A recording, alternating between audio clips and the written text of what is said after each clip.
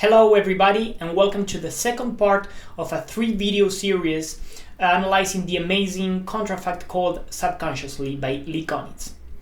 You can check out the first part in case you haven't, where I analyze the harmony of the song. Now let's get started with the melodic analysis. The goal of this video is not to do a deep, perfectly notated melodic analysis, but to essentially understand the lines, the strange melodic decisions, and main elements of their structure.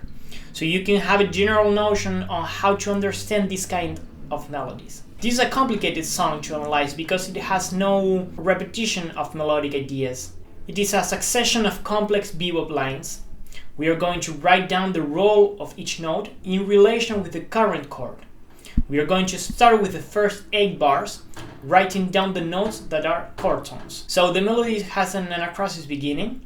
We can consider this little phrase as part of the G minor 7 flat 5. We have G, this is the first grade, the tonic of the chord. We have the B flat, which is the minor third grade of the G minor 7 flat 5. The G minor, which is the first grade again. We move to the second bar with the C7 flat 9. G is the 5th grade, then G again. C is the tonic of the chord, and B flat is the 7th grade of the chord, which here is serving another purpose as well that we are talking about later. We move forward to the F minor 6. We have A flat as the minor third of F.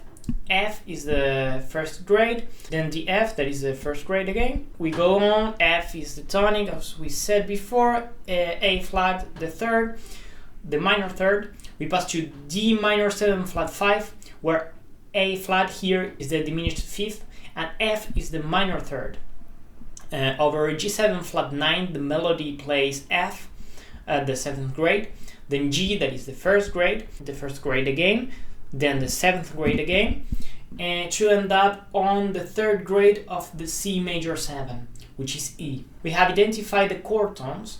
Now let's write down the tensions. This melody put a special emphasis on the tensions of each chord. So let me know if you want me to do a video talking about tensions and explaining the concept in detail. We have the 9th here.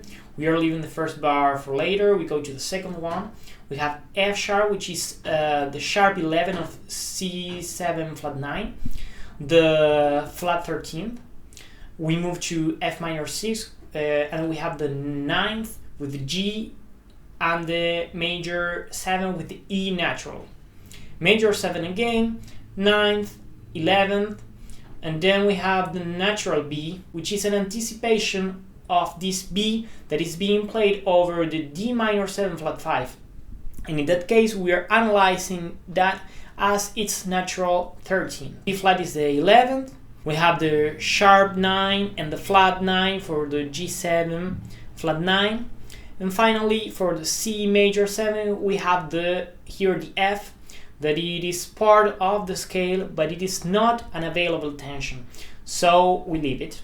But we do mark the F sharp as a sharp 11, because although the chord suggests the Ionian scale, the melody proposed a Lydian sound with that F sharp. We have identified the chord tones and the chord tensions. Now let's mark the passing tones and enclosures. Passing tones serve to connect two important notes. They lead the first target note to the second target note. On the other hand, enclosures surround a target note. We have a passing tone with the A here, we leave the rest, and we move to the second bar. F sharp may be considered as an unprepared passing tone that leads to the first grade. A flat and F sharp creates an enclosure to the G.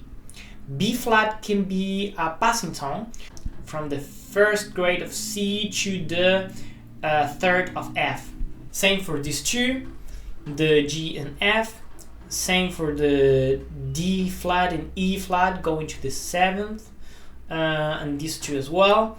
Same case here, the A flat, the F, which is the same case as the B flat, A flat before. F over the C major here, it is a passing tone, also known in this case as neighbor tone. Now that we finished Let's see what happens here with the two F sharps we have left behind. So F sharp is not an available note here because the chord is proposing a flat seventh, meaning an F, but not an F sharp.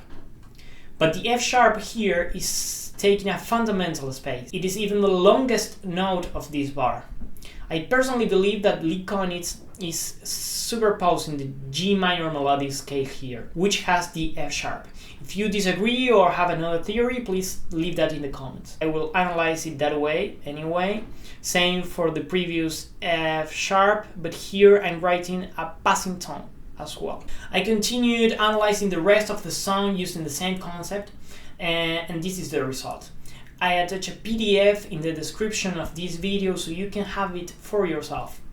Thank you so much for watching, and don't forget to like and subscribe. Stay tuned for the third and last part of this analysis, where I'll be giving some ideas to improvise over this beautiful tune. Bye!